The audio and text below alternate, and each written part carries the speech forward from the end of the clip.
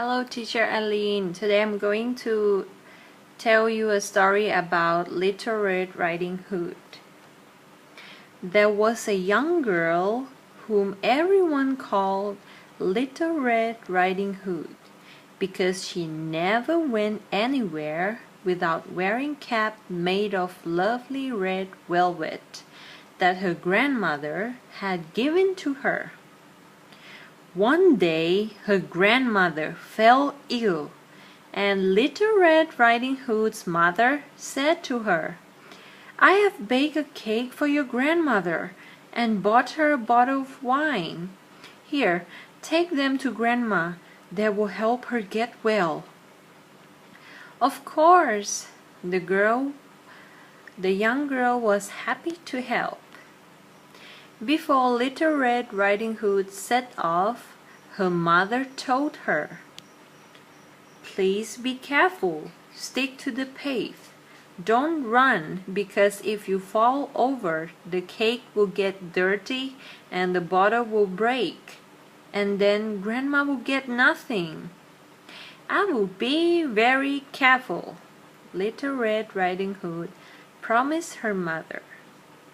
Then she walked off down the lane to the woods, singing a song she had learned at school.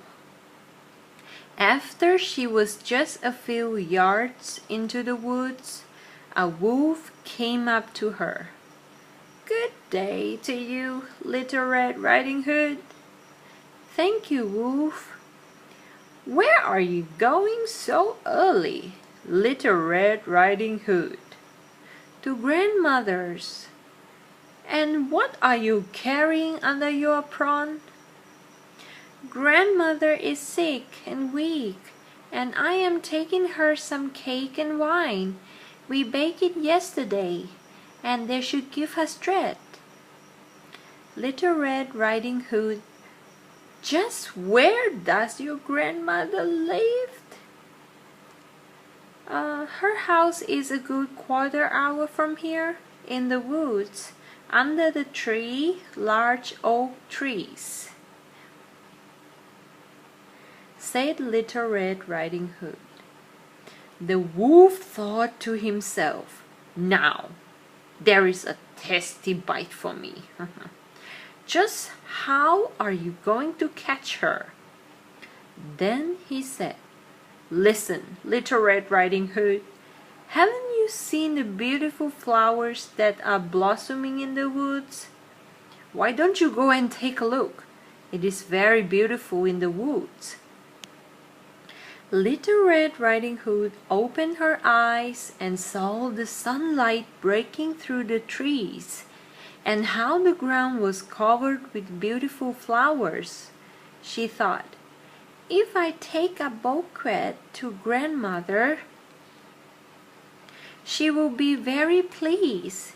And she ran off into the woods looking for flowers.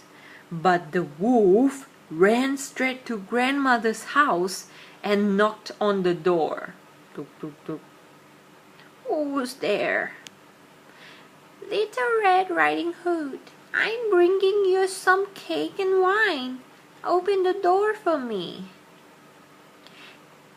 "Just press the latch," called out the grandmother. "I am too weak to get up." The wolf pressed the latch, and the door opened. He stepped inside, went straight to the grandmother's bed, and ate her up. Then he took her clothes, put them on, and put her cap on his head. He got into her bed and pulled the curtains shut. When Little Red Riding Hood arrived, she found to her surprise that the door was open. "Oh my! Why am I so afraid? I usually like it at Grandmother's." Then she went to the bed and pulled back the curtains. Grandmother was lying there with her cap pulled down over her face and looking very strange. Oh, grandmother, what big ears you have! All the better to hear you with. Oh, grandmother, what big ears you have! What big eyes you have! All the better to see you with. Oh, grandmother, what big hands you have! All the better to grab you with. Oh, grandmother, what a horribly big mouth you have! All the better to eat you with. And with that, he jumped out of bed, jumped on top of poor Little Red Riding Hood, and ate her up. As soon as the wolf had finished this tasty bite, he climbed back into the bed, fell asleep, and began to snore very loudly. A huntsman was just passing by. He thought it strange that the old woman was snoring so loudly. So he decided to take a look. He stepped inside, and in the bed there lay the wolf that he had been hunting for such a long time. He has eaten the grandmother, but perhaps she can still be saved. I won't shoot him, thought the huntsman. So he took a pair of scissors and cut open his belly.